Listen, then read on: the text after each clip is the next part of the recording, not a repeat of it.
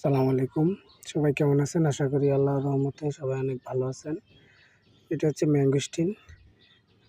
অনেকে ভেবে বসতে পারেন যে গাবের মতো দেশি, কিন্তু না, এটা হচ্ছে ম্যাঙ্গোস্টিন, বাইরের একটি ফল।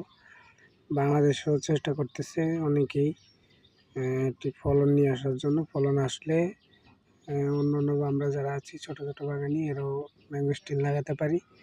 তা আজকে একটা ম্যাঙ্গোস্টিন নিয়ে আসছি, এটা টেস্ট করে দেখবো এটার টেস্ট কেমন। এই যে এটা হচ্ছে ম্যাঙ্গোস্টিনের ভিতরের অংশ, ভিতরের শ্বাসটা এরকম।